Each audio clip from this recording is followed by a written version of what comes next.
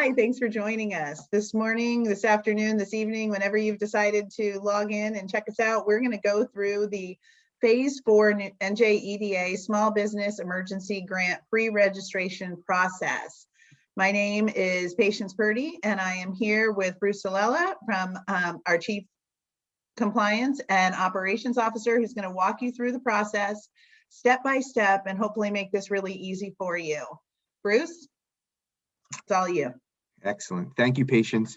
And thank you for everyone for listening. I hope what we're able to provide today will help you through the process. Just so to level set of what we're going to go through today, the first thing we're going to do is what you would have to do to register on our portal system. This will be for the individuals that have never applied for the Phase 3 grant at all.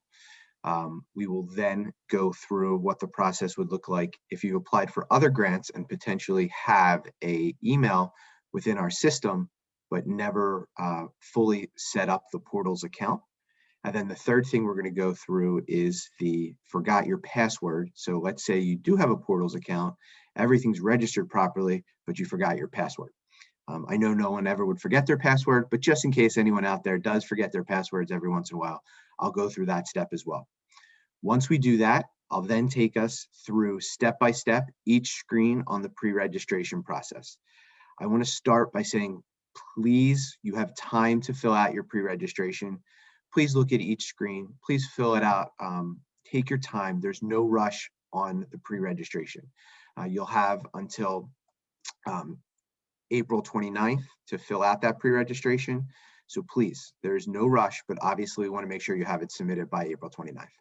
Okay, so with that, I'm going to start sharing my screen and we're going to go through the process. I do want to say one caveat is I'm going to be switching between our live portals environment and our test portals environment.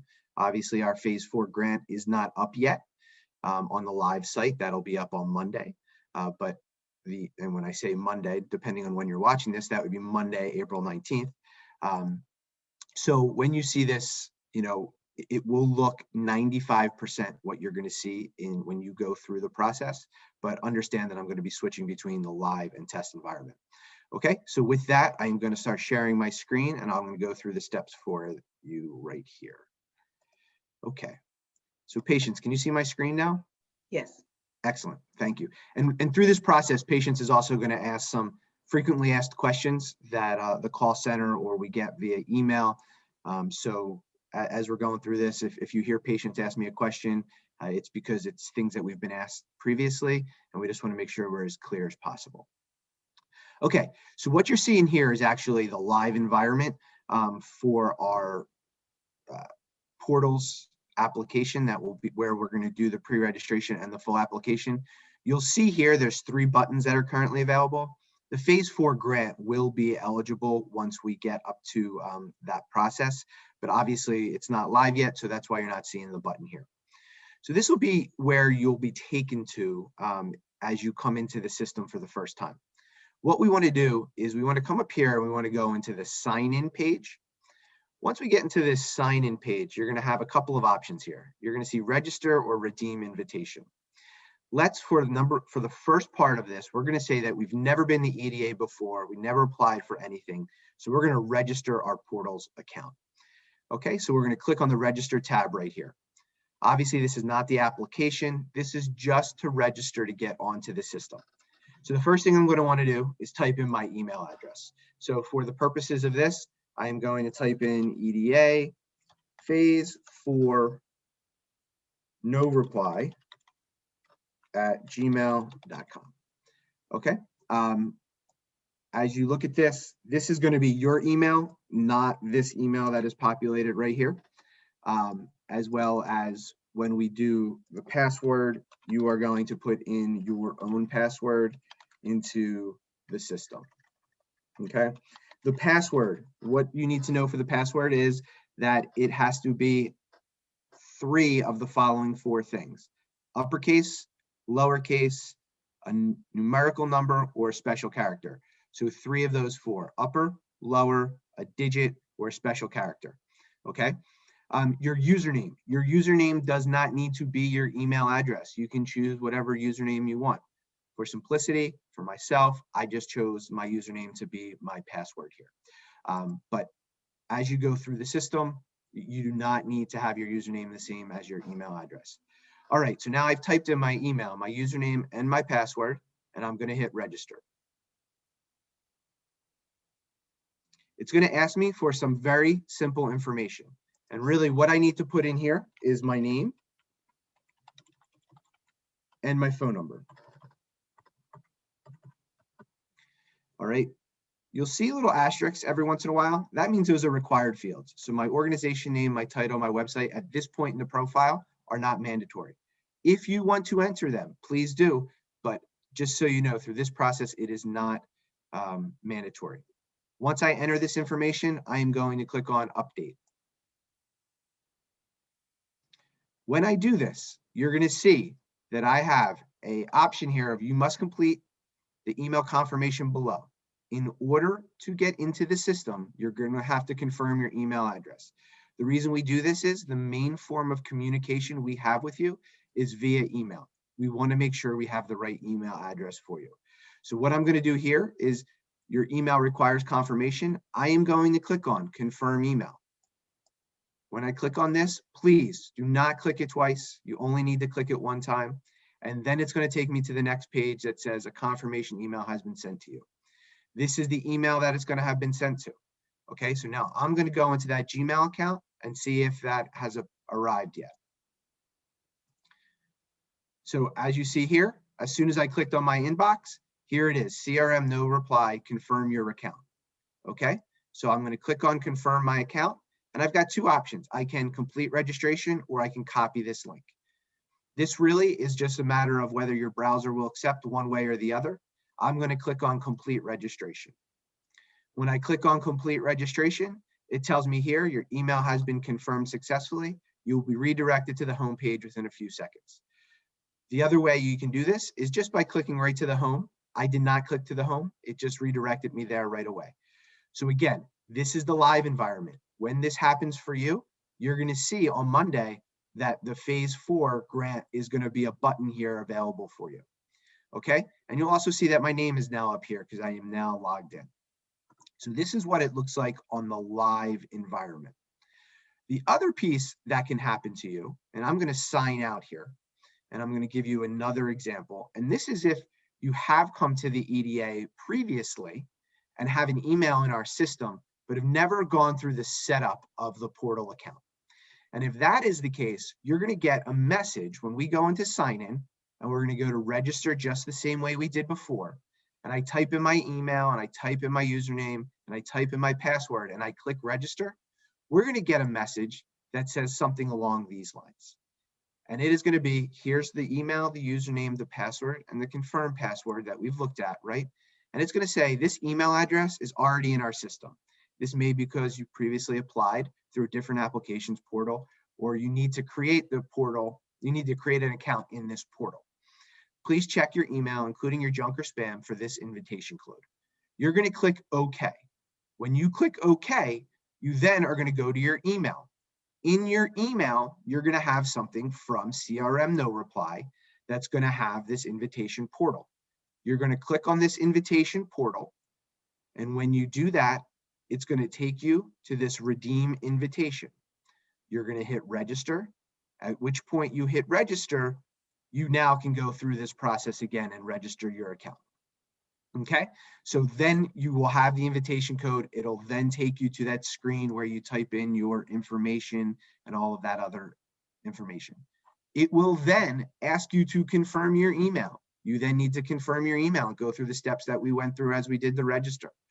Okay, so those are the steps as if we have your email in our system, but you've never gone through this portal application previously. All right, so now the next one that I want to go through is what happens when I forgot my username or password.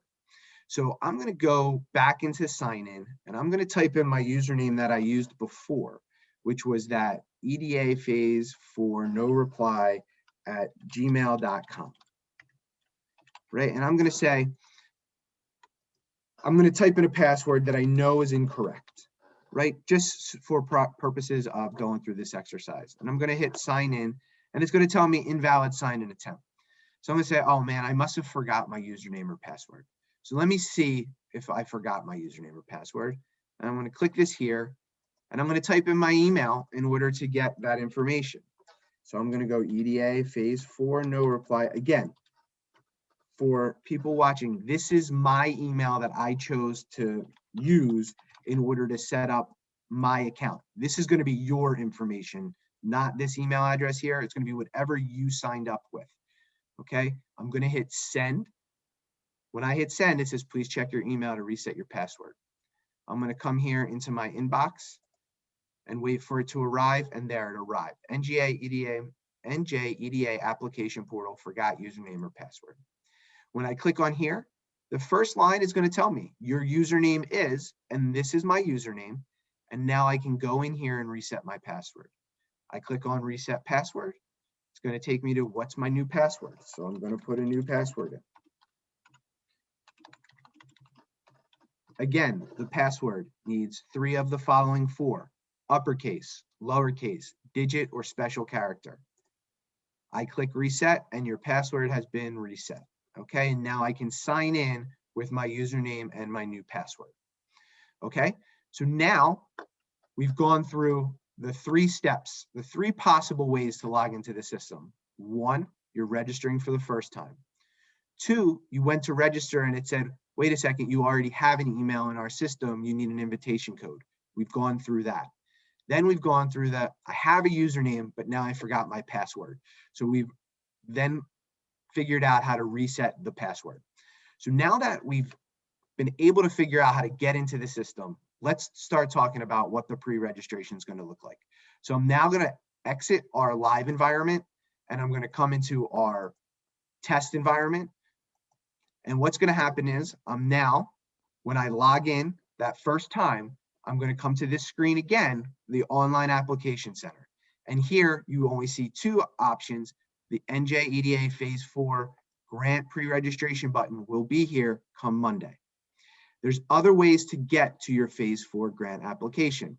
The other way is, if you see here where it says My Applications at the top, if you hit the drop down, that little arrow right there, you'll see My Applications, and one of them will be COVID Phase 4 grant. So what I'm going to do is I'm going to go into the COVID Phase 4 grant. This is going to be the home page for the COVID Phase 4 pre-registration as well as the full application. But obviously, we're just right now going through the pre-registration. What we're going to do here is you're going to see a list of all of those COVID Phase 4 grant pre-registrations that you may have started or submitted. As you can see, I've tested some here, so that's why I have a list. The first time you come in, this is going to be completely blank, okay? And so you're not going to have anything here. And what you're going to want to do is just click on the Start My Pre-Registration. All right, now that I'm going to start my pre-registration, and now we're getting into the actual pre-registration information. The first thing I'm going to do is put my first name, last name, title, phone number. This is basic contact information. So I'm going to put my name. I'm going to put my title. And yes, it's weird. It is Coco. My telephone number. This is obviously not my real telephone number. Website, I'll put in njeda.com. Again, when we talk about, you'll see these red asterisks again. Those are required versus what's not required. Are you an authorized signer for the business entity? You must be an authorized signer for the business entity in order to do the pre-registration as well as the full application. We want to make sure that those that can sign on behalf of the business are the ones filling out this information. So Bruce, if I'm filling out the application on behalf of one of my clients, for example, I'm an accountant, and I'm filling out that application, what makes me an authorized signer? The entity, the business organization letting me know that filling this application out on their behalf, and the fact that I am affiliated with them business-wise as their CPA, is that sufficient? That is correct. That the company has given you the power to be the authorized signer on behalf of them for this application. That's a great question. The other part is legal registered business name. So this is the legal registered business name that you registered with the Division of Taxation. For some, if you're a sole proprietor, it may be your name. For others, you might be registered as an LLC or incorporated. Whatever your legal registered business name is, please enter it here. I obviously do not have a legal registered business name, so I'm just going to make something up at this point. And doing business as. Some people also have a doing business as. If you do, please fill this in here. You'll see this is not a required field because all businesses may not have a doing business as, which is completely fine. So once I do all of this information, I'm going to click next. And for while we're getting through to the next page, if I can't remember, I registered my business 30 years ago. If I registered it under my name or under the business name, where would I find that information? Is that on my business registration certificate, or where would I look for that? That would be on your business registration certificate. As we go through this process, I'm actually going to take us to that business registration certificate page where you could potentially log in and get that information if you don't have it readily available. The other option would be to just look in your files when you register to see exactly what it would be. But that's a really good point, Patience, in that, like I said, this pre-registration, you have time. So if you are at that page and you're like, I don't know exactly, take a couple of minutes, try to find that information and go back into the system. And you'll be able to stay on that page for as long as you need, just as long as you don't log out. The other piece of this is, if you happen to make a mistake, we will reach out to you through the process that we will validate your information. So what we will do at the EDA is we're going to take your information, we're going to do what we call a sister agency check with the Division of Taxation, the Department of Treasury, and validate that your business name is within a certain confidence level interval of what you actually registered for. So we will, if it doesn't come to a match, we will reach out to you for additional information as well. So I don't want you to think you would be declined for that. You will have the opportunity to cure that if you make a mistake in the process. But please, you have plenty of time. Take your time, get the right information, and put that into the system. Okay, now that I hit next from the contact information, I'm now on the business address. Here, we're asking for your physical business location address. Please do not put in a PO box. Also, if you are home-based, that's okay. You would put your home-based. However, if you have a physical business location, even if you may not be going there currently because of COVID, please put that physical business address in the system. We have many times where an applicant may be working from home and want to have and put their home address because that's where they're checking their mail or whatever it may be. Please put the actual physical business location address into the system. All right, so I'm going to make up a address here for the zip code. You'll notice that I can't actually, it's grayed out here. I can't actually type in a zip code. You're going to go to this little arrow box here and you can type in your zip code in the search box, or you can scroll down and go to these other pages. I would recommend typing in the zip code up here in the search bar. So I'm going to use our Trenton zip code. I type in the zip code, I hit search. It comes up with the 08625, which is Trenton. This is me, it's already checked for me. I'm going to click select. I then am going to come to the city. Again, it is grayed out for me. I'm going to hit the search button. Here, the name of the city is Trenton City. It's my only option. It's Mercer County. Okay, it's checked. I'm going to click select. It needs to be checked before you click select. It defaults to checking for you. State pre-populates New Jersey. County pre-populates Mercer County. There may be, for some of you out there, the option to choose more than one county. The reason being is it just so happens that your zip code spans 2 different counties. If that's the case, just please select the county that is where your business is actually located. This will not happen often. Probably 90% of the time, this is going to be where you can't, it's going to be grayed out and you can't make any choices. All right, the next question, is this a commercial location? Yes or no? This is not a threshold question. This is just for the EDA for informational purposes, so we know if you have a commercial location or you do not. For the purposes of this, I'm going to click yes. It does not matter if you click yes or no. This is for informational purposes, but we need to collect the information. Additionally, is the entity a home-based business? Home-based businesses are eligible for this program. So you can enter yes or no. It's not going to have an impact on your application. But again, we just want it for informational purposes. So I'm going to say that this is a commercial location that is not home-based. Once I do that, I can click next. If for some reason I made a mistake on my contact information, I can hit the previous button as well. I'll do that as we get later on in the system, because once I hit previous, it's going to clear out everything I put here. So let's just hit next. And as we hit next, as it says processing, it's saving this information for you into your into the portal for us as well. The next screen we're going to have is organization details.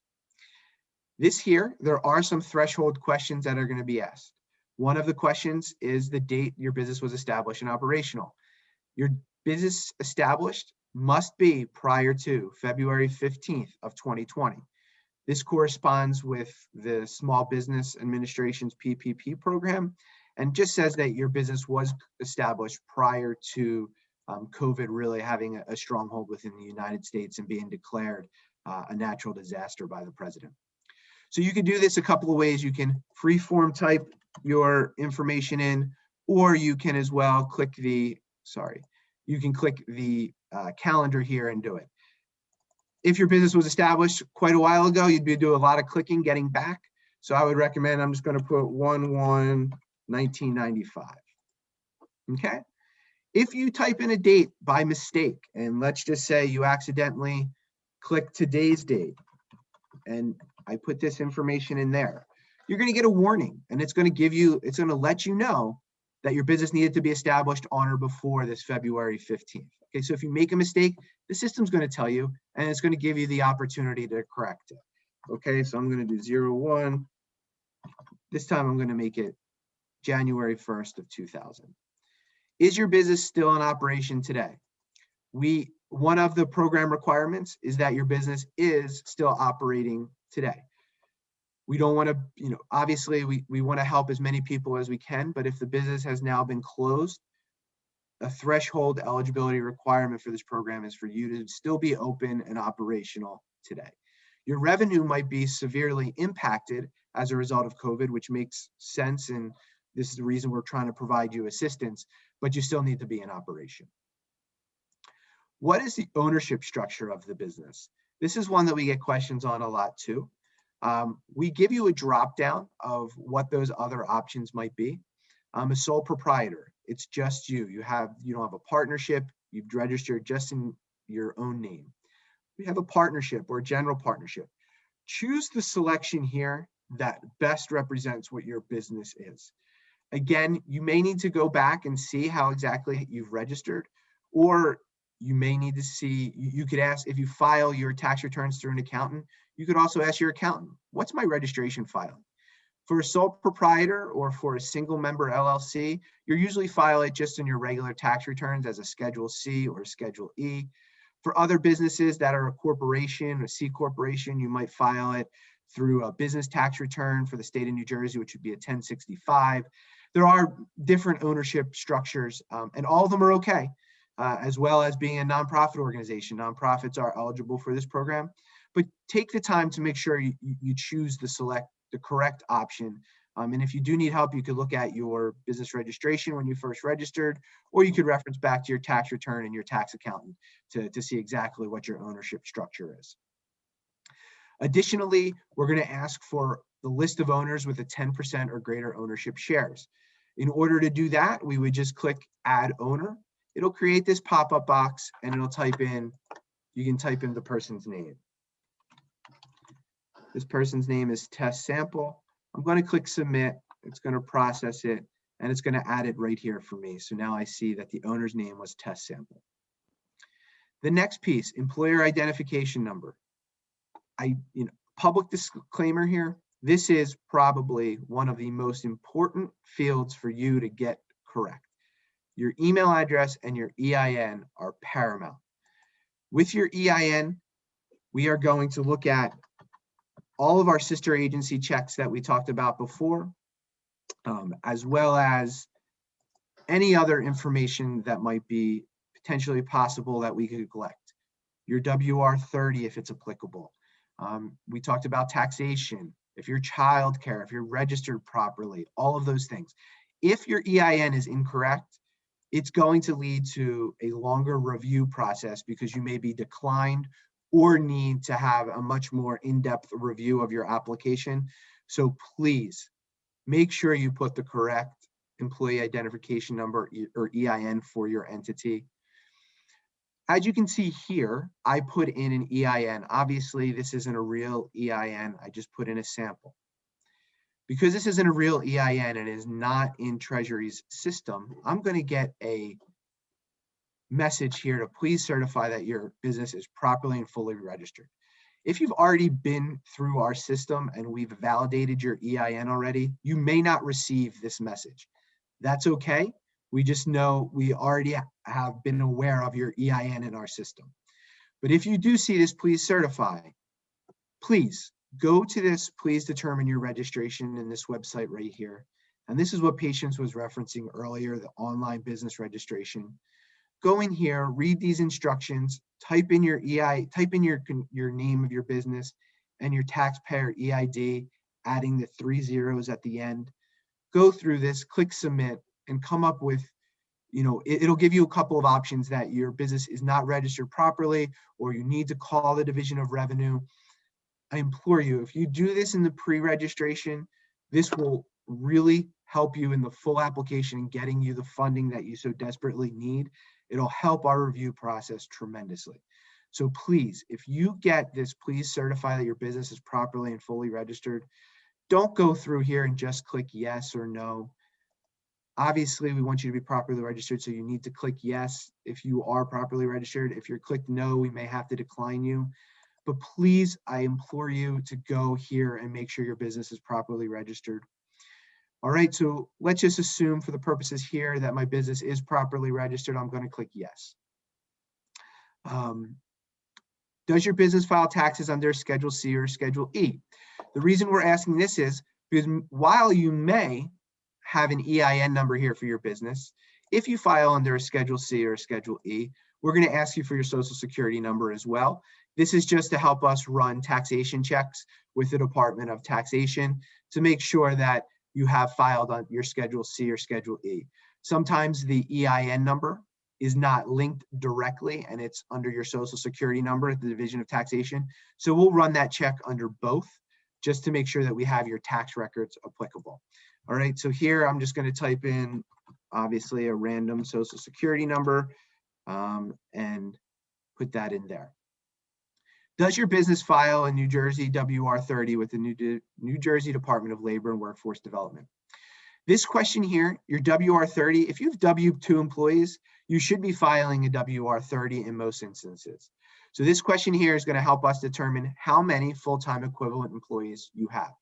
So for this purpose, I'm going to answer this question as a yes. When I answer the question yes, you'll see additional questions pop up.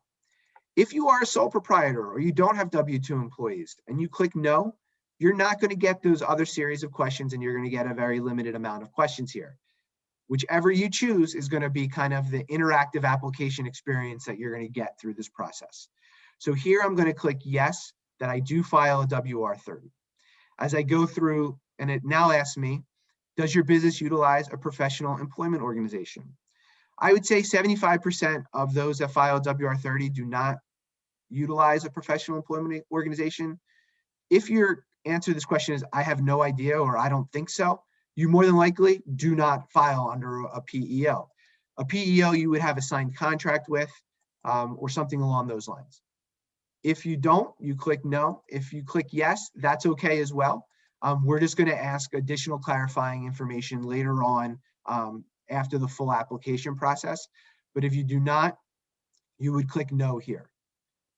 Now it's going to ask you the number of full-time employees as reported on your Q3 2020 or your Q4. Everyone should have filed their Q4 2020 at the time of pre-registration. So really this should be your Q4 2020. But for some reason, if you were on extension or you weren't able to file that Q4 just yet, we're going to reference back to your Q3 2020. So here, this question is going to ask us the interactiveness of this application. If I were to type in 51 here, I'm going to get a warning and say that for this program, you need to be 50 or less, okay? And so it's going to give us the opportunity, oh man, I didn't mean to hit 51. I meant to hit 5 and I accidentally hit 1 by accident, okay? So I'm going to re-enter that as a 5 and that's okay. If you type in 51 again and go through, it'll allow you through the process, but you will be declined if you have over 50 full-time equivalent employees. We're also going to validate this on the back end through our sister agency checks, but I just wanted to make you aware that this is the interactive nature of the application. It's then going to say, what's my number of part-time W-2 employees listed on your WR30? So maybe I have 3. Please be advised that these are all numerical fields. Do not enter a text. Do not enter a negative number. You're going to get an error message if you go through the process. So please, these are numeric fields. Enter either a 5, a 3, whatever the case might be for you, but no text, no negative numbers. Similarly, number of 1099 employees. I may have 0 1099. That's okay. These are all informational purposes to kind of get background information on your business and the employees to make sure that you're eligible. Total 2019 revenue. A couple of things here. Maybe your business was started in 2019 and you didn't have any revenue. That's okay. You can put a 0 in here. You cannot put a negative number. You cannot have negative revenue. It will not allow you. You may not have, if you have 0, that's okay. If you selected that your business started in 2020 prior to February, this question's not going to be here for you. It's just interactive in nature. But because my business was established in 2019, I am going to put in a revenue number. I'm going to put in that in 2019, I had $150,000 in revenue. Now it's going to ask me what my total 2020 annual revenue is. Here, we anticipate for most businesses having a COVID impact that we're going to see a lesser amount of 2020 revenue compared to 2019. In all instances, that might not be the case. We understand that. But just as you're going through this process, what we're trying to ascertain here is, was there a revenue decline for your business? Here again, this is your total 2020 annual revenue. This isn't a negative number. This isn't what it's decreased from in 2019. So here I'm going to say I was barely open. So my 2020 annual revenue was only $1,500. Okay, again, it cannot be a negative number and it needs to actually be a numeric field. Once I've completed everything here, all of the asterisks that are red are required. You are then going to go and click next. It's going to process and it's going to take you to the next screen. This is now going to start asking you more information about your business category. What type of business are you? This is the NAICS code. So the NAICS code is an identifier that you select for your business. I know this is confusing for some people, as your business might be across a couple of NAICS codes. So what we're going to do is, one, if you have your NAICS code readily available, that is great. If not, we're going to try to go through some examples of what you could type in to kind of help you. So the first thing is, you're going to see, similar to the zip code that we looked at previously, this is grayed out. I'm going to click on this little search icon, and now it's going to give me a list of all of the various NAICS codes. This is overwhelming, and you'll see it has over 124 pages. So if I know my exact NAICS code, I could type it in here and it'll pull it up exactly the way that it is. So I'm going to try one off of memory and see, perfect. I have a NAICS, I typed in my NAICS code, I hit search, it pulled it up for me exactly. I do not think many people are going to have their NAICS code. So as a result, I'm going to search by something that I label myself, my business as. So let's say I think I do childcare. I'm going to put child in here. And when I type child and I hit the search or I hit enter on my keyboard, it's going to come up, search the name of anything that has child in it. So children's and infant clothing, child and youth services, child daycare services. That's not right. I'm sorry. I didn't mean child. I meant I am a restaurant. So I'm going to type in restaurant. Let's see if anything pops up. Perfect. I type in restaurant and hit search. And here's a full service restaurant, limited service restaurant, cafeteria, grill, buffets. select whichever one closely identifies to what your business actually is. So for the purposes of this, I want to go back and I'm going to do child care, and I'll explain it for you in a second. And this is child daycare services. And this was at 624410. And I'm going to click select. And now it's going to load up which program. You'll see that more questions popped up as a result of which NAICS code I selected. So in here, it's now going to ask me in the previous 8 quarters, and we're going back 8 quarters now from first quarter of 2019 through fourth quarter of 2020, which quarter did your business have the highest employment? This question is here because I entered that I filed a WR30. For those that did not file a WR30, you may not see this question because the system interactively knows that you don't have, this may not be applicable to you. All right, but for here in this previous 8 quarters, which quarter did your business have the highest employment? I'm going to say in the fourth quarter of 2019, my business was really going strong, and that was when I had the most amount of employees. Great. The next question says, all right, in this fourth quarter of 2019, did your business file a New Jersey WR30? Yes, it did. Great. How many full-time equivalent employees were reported?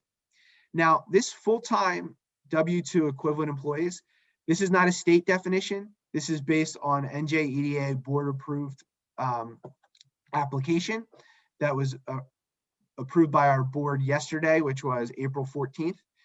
If you don't know the answer to this question, or you're not sure, or you have a bunch of part-time employees that maybe will qualify if you combine them all to full-time, we gave you a link here to help you get that determination. So what you're going to do is you're going to click on that link, and it's going to pop up a calculator for you as it's loading here. Within this calculator, you're going to enter the employee name, quarterly wages, and it's going to give you what the full-time equivalent is. You'll see here, you'll see this red asterisk again. The employee name is not required. It's only the quarterly wages, because we're going to base the full-time equivalent on your quarterly wages, and that calculation was based on minimum wage as well as weeks worked. And as you'll see, it created a new tab for me, so I can go right back to my application, and I'm right back here. So I type in the information, and let's just say I'm going to type in that I have one employee that made $10,000. I had another employee that made $15,000, and I had one employee that made $2,000. And then I had one employee that made $100. It shows me that I have a full-time equivalent of 2.46. We're going to estimate this grant size. Oh, I didn't have that one filled in. We're going to estimate this grant size, and it's going to tell me, based on the information you provided, your business has 2 rounded full-time equivalent employees. Okay, great. That'll help me there. The other way you can do this is, if you look at this full-time equivalent here, you have 2.46. If it's 2.5, we round. If it's 2.5, it'll go to 3. If it's 2.49, it'll go to 2. Okay, so in this example, it's 2.46. It rounds down to 2, and that would be our answer here. We're going to put 2. Now, we're going to go and look at these other questions that might appear here. Which phase 4 program best describes your business? Are you a restaurant? Are you a micro? And a micro business is 5 or less. Are you a small, meaning you have more than 5 full-time equivalents? Or are you a child care provider with a NAICS code of 624410? The reason these are important is our board approved, as well as the legislature for the state of New Jersey, approved various buckets of funding. We have a restaurant is a certain bucket, childcare is a certain bucket, a micro business is a certain bucket, and a small business is a certain bucket. Bruce, Now, if I'm a restaurant with 5 or fewer, do I get to choose which one I go into? So if you are a restaurant, you want to choose here which is most descriptive to your business. So what I mean by that is, if you're a restaurant with 5 or fewer, you're going to be in the restaurant category. If you are a childcare provider that has 10 full-time equivalent employees, you're going to be the childcare provider, not a small business. Our application is also going to help you from an interactive perspective to guide you through this process. So here you'll see that it's populated for me, childcare provider. And the reason it's done that is because that's the NAICS code that was selected up here. If I try to go in here and I say, no, wait, I'm a micro business, it's not even going to allow me to choose that option because it's already locked me in as childcare because of the NAICS code. If you made a mistake and you're not a childcare provider, you can just come in here, click that X, and it'll allow you to change your NAICS to what's applicable. Okay? And the reason that this is important is, as I said, the legislature have different buckets of funding with different allocation amounts. The award sizes are all going to be the same across the buckets, depending on where you fall in the FTE bands as approved by the board. But the legislature just approved various funding allocations. Now, for this one, because I chose a child care provider, it's going to ask me a series of child care center. Is your child care center properly licensed or exempt? This is important, obviously, because we want to make sure that we are providing assistance to those that are properly licensed or exempt from the licensing process. So this is going to be a drop down of a yes, a no, or exempt. Obviously, if I select yes, that is great. You're properly registered. Perfect. Some businesses are exempt from that. So we're going to go through that as well. If you select a no, similar to other warnings that we had, you're going to be warned that you're going to be declined if you're not properly registered and licensed. And we're going to validate and cross-reference this with the Department of Child Care Services, but we're just going to ask this question through the application process as well. For the purposes here, I'm going to say I'm an exempt child. I'm exempt from being licensed. If I'm exempt from being licensed, you're going to see a new question populates. Here, we're going to ask you why you are exempt. And it's going to give you the various reasons. The business is not defined at a child care center. So if if you do not meet that definition of child care center, and there's various reasons why you may not, you only have one child, or you only have two children, you're not required, you are exempt from licensing, defined by here. You would select that as your option, or you would select one of the other options that are specifically called out in the Licensing Act. Again, if you select none of the above, we're going to give you the warning that you may be declined because these are the reasons why you would be exempt from licensing. I understand that many businesses are not childcare providers. I'm only doing this for childcare providers just to show them what the various options are here. This is only going to be applicable to them. And as a childcare provider, you should know the answer to this because you should be properly licensed or exempt based on the Child Care Center Licensing Act. So for the purposes of this application, the sample, I'm going to say that I'm not defined as a child care center. I'm going to click next, and you're going to see an error message that appeared. And it tells me here, my full-time equivalents cannot be less than the number of full-time equivalents on your W-3 or W-4. If you remember, previously we asked, well, how many full-time employees do you have on my business details information? And we put in 5 there. And the reason I did that was to show here, well, if I had 5 in my Q4 2020 or Q3 2020, how do I have 2 in my highest quarter? This was an error that we saw a lot in phase 3. So I just wanted to call it out here for you. So here, the system's not going to allow you to do that. And as a result, we either need to, 1, hit the previous button and go back and make the correction on that other screen, or here say, oh, wait a second, I have 20. I didn't mean to put 2. I meant to put 20, and I'm making that correction here. And now I'm going to click next. And again, the reason that we're doing these interactive type of application is the more that we can get right in the pre-registration, the quicker we can process your application and get you the funding that your business needs. So I know you might be like, well, why is all this so interactive, or why do I ask these questions? It's so that we can streamline the approval process for you. All right, the next question here is religious affiliation. For a large majority of our organizations, they are going to select no, because they don't have a religious base. This is if you are a church, if you are a food kitchen that's associated with a church. It doesn't mean that you are necessarily going to be declined because we're going to look at what you're using those funds for, but we just need to ask you a more series of questions in order to make that determination. If you see, if I click yes here, I get a warning that you're going to have to fill out an additional questionnaire. Okay. That was my mistake. I didn't mean to click yes. I meant to click no. Okay. If you click yes, that's okay. There's just going to be a series of additional questions that you need to answer. Again, answer them truthfully. This way we can get through the process. And again, you're going to get more of those questions to try to streamline what we're trying to get through. All right. Next here is lobbying. Is your business engaged in lobbying or for political purposes? A large majority have answered on this question, no. That's okay. Just answer, just like the religious questionnaire, answer this specific to your business and answer it truthfully, obviously. For the purposes of this pre-registration, I'm going to click no and click next. Now it's going to ask me, please select any of the business tax returns that you have filed. I have filed my 2018, I filed my 2019, and I filed my 2020. Obviously, 2020 is not required at this point in time, so that's okay if you don't click that. This is for informational purposes on our end.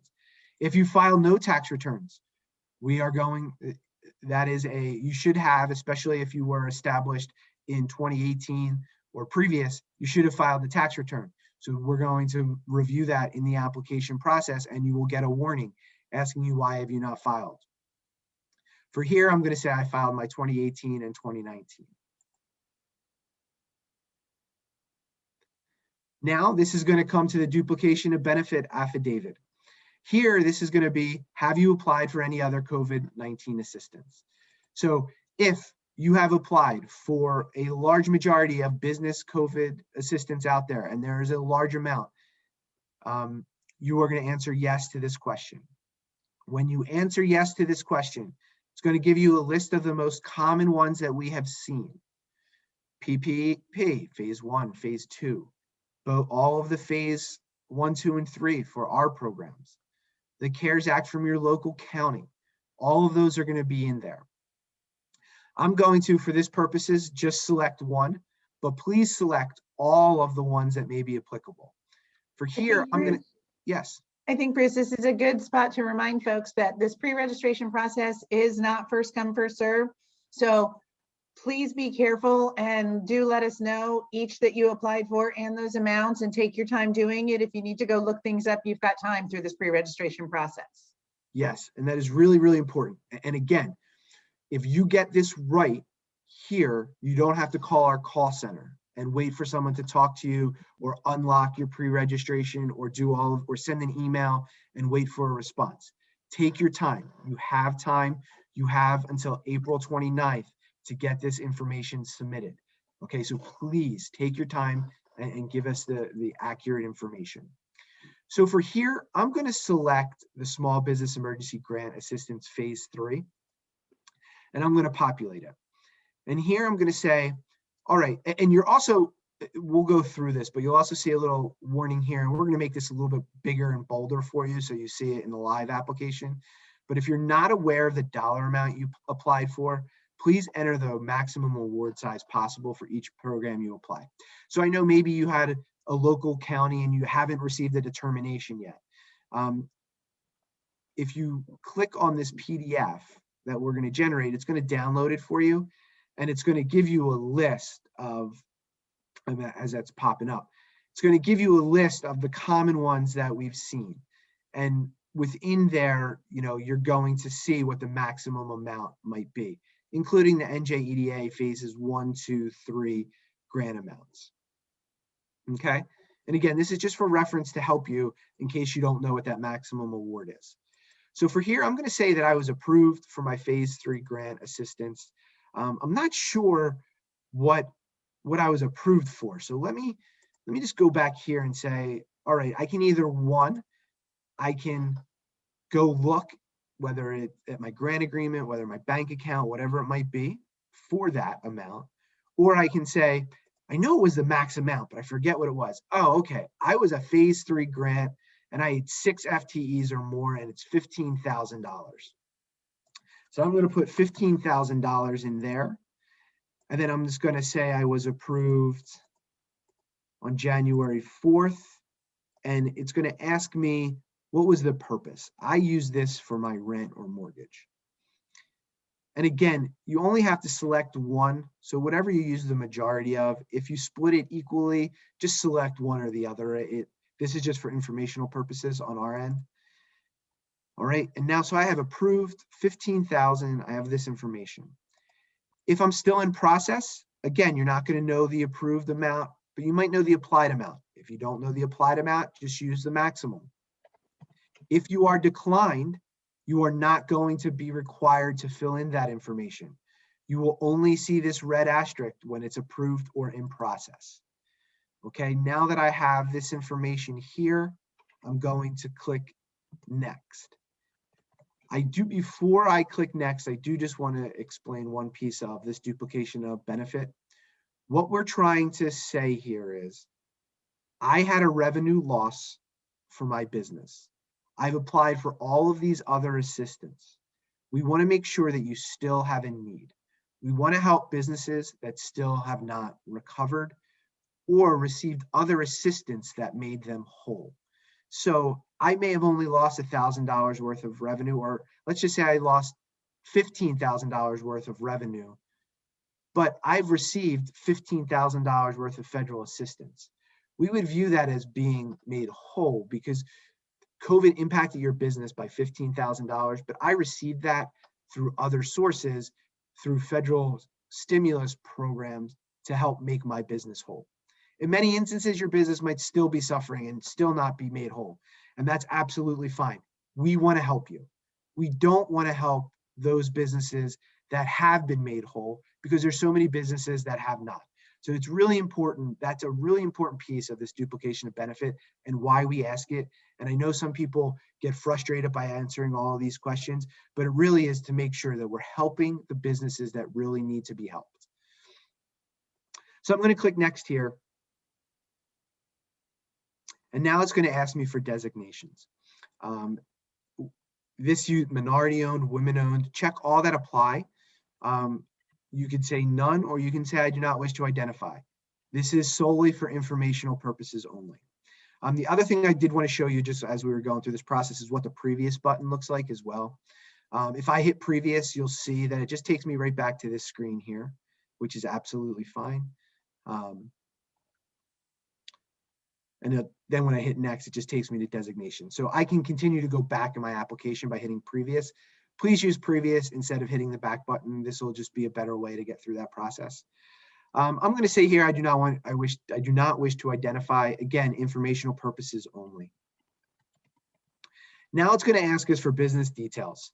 The business details section here is, does your entity host gambling or gaming activities? Selling lottery tickets or similar activities is not considered gambling and gaming.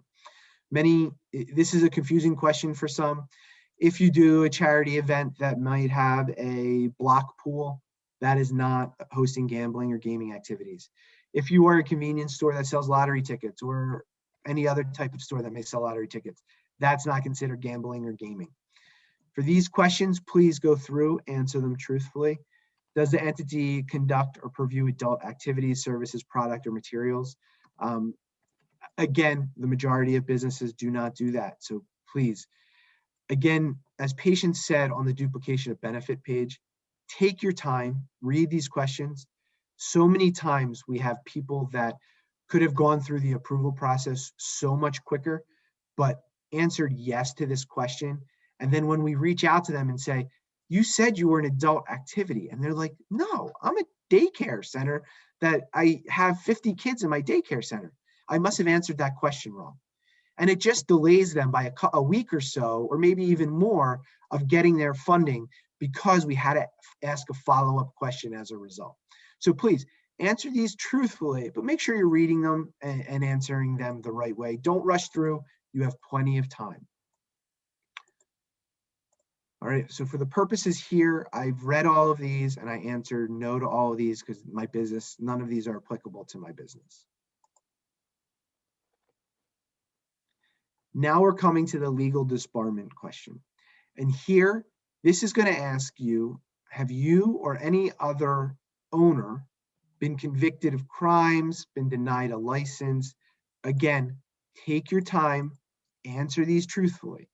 If you answer yes, you're going to be given an opportunity to explain exactly what happened, so that we can better make a determination on your file.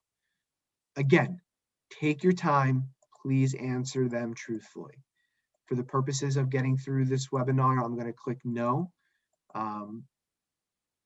Or you know what, I'm going to click yes to this one and say, and please review my file for whatever reason, right? And you would type in whatever you need to type in to explain and to give more detail, you would put it in here. You'll see once you put yes here, this becomes a required field. We need you to type in something. The more detail, the more explanation, the better we will be able to quickly process your application. Again, I'm going to click yes, or click next, excuse me. This is going to be a Privacy Act statement release waiver. This is just saying that it's okay for us to obtain all of your information from taxation on your file in order to make a determination on your file. I check that box, I click next. And then here we're coming to the signature page that talks about being bound to electronic signatures, as well as saying that I'm an authorized signer. This again is saying that I understand if any of the information is willfully false, I'm subject to criminal prosecution, right? This is, you have to fill this out truthfully. If not, you would be subject to potential criminal penalties. I have to type in my full name and then I click submit. Once I click submit, you're going to see the pre-registration is submitted. You're also going to see this yellow box and it's going to tell you when you should come in for the full application. What you just submitted was just the pre-registration. You then need to come back in on these dates in order to come in and fill out your full application. If you only fill out a pre-registration and never fill out a full application, you are not eligible for a grant. You must come back for the full registration. And here it'll tell you those who have not been approved for phase 3 are going to be May 3rd. Restaurants and childcare providers are going to be May 5th. Micro businesses of 5 or less are May 10th, and small businesses are May 12th. Each of these have separate buckets. The restaurants, the micros and the smalls, and the childcare each have their own separate box of funding. So a small business is not going to be penalized because they're going late. They have their own allocation of funding. This pre-registration. I have a question about those buckets, and I apologize for interrupting, but No problem. I never applied for phase 3 grant funding. Does that mean I fall into applicants who were not approved? That is correct. So when we talk about applicants who are not approved, we're talking about those that may not have submitted a full application, those that were declined, or those that never even submitted a pre-registration. So they never knew about phase 3 and now they're coming in for phase 4. You would be someone in that not approved for phase 3. You were declined because maybe you were not a registered business at the time of the phase 3 grant, but you are now properly registered. That is fantastic. You are part of that group that were not approved for phase 3. Or maybe you just went to phase 2 and didn't do phase 3. You are in that not approved for phase 3. So that would be what that bucket is, patients. Thank you. This here, your MOLA record, this is important. This is like your confirmation number. If you ever have an issue or you ever need to call or email, by providing this number here will really help whoever is going to service your application to quickly recognize it and try to help you in any way that they can. Again, all communications are going to be emailed to whatever email address it is that you sign up for. And we're also going to send the full application details to that email address. Again, paramount, your EIN is correct and your email is correct, because that's going to be most of our checks are going to be run on that EIN, and all of the communication are going to be run on the email address. We give you a phone number if you have any questions, and then we also give you the website to go to for any other relief programs. So this really is a confirmation. You'll also receive an email confirmation as well. And now you're done the pre-registration. I know it took an hour for me to get through this pre-registration. I went through it in detail so that if there were any questions that I could possibly think of, I hope that I answered them in this. Your pre-registration, you have until April 29th. I know I'm beating the drum on that, but you have time. Please take your time when you're filling this out. The better you fill out your pre-registration, the quicker we're going to be able to process your application. So that is really, it's paramount. The full application, we're going to do this same type of webinar for the full application to help everybody. The full application is just going to focus on COVID matters and will not be as long as the pre-registration. We made a conscious effort to put in all of the hard or more detailed questions in the pre-registration to make sure you had plenty of time to fill that out. Okay. So the last thing I will do is go back to my applications list, which was basically the screen when we all started here with that start my pre-registration. And you're going to see here, my BAC Inc. is right here, and it gives me all of that information here. I can click on it and I can see the details. It's going to be in read-only mode. If you need to make a correction on your pre-registration, please contact our help desk. It was on your confirmation email, and they will unlock it to help you make any corrections. The other piece of this is only one EIN number can create a pre-registration.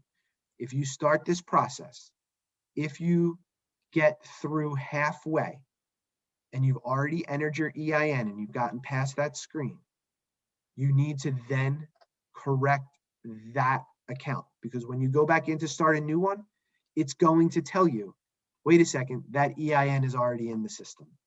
So we will not allow you to advance if you have a duplicative EIN in the system.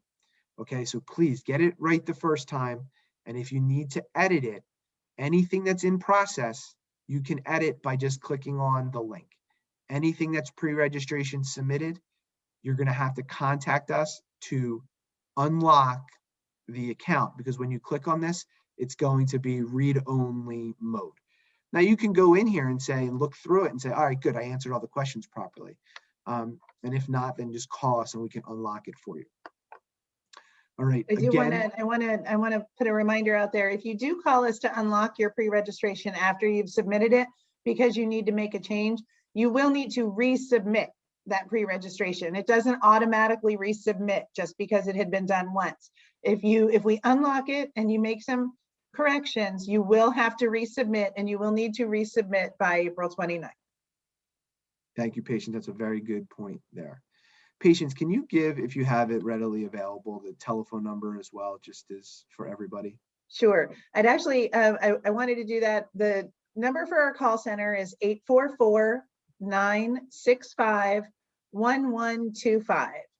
844-965-1125. You'll see that number on your confirmation page that comes up. You'll see that number on your confirmation email. And if you've applied for a grant with us before, you may have called that phone number already. The other thing I'd like to let everybody know is that on the business.nj.gov/COVID site, where you can find all of the information on this grant, you'll also find frequently asked questions. We're going to be putting up screenshots of the pre-registration and the application, and that is where this webinar will live as well. So if you want to watch it again and again, you're just going to come back to, I guess, where you are now and watch it. But on this same site, you'll be able to see screenshots of the application, frequently asked questions, and the call center number will be there for you to access as well. All right, with that, I wish everyone best of health, best of luck.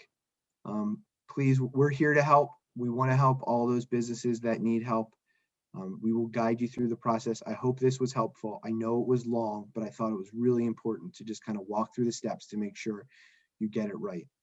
You have until April 29th. Please take your time.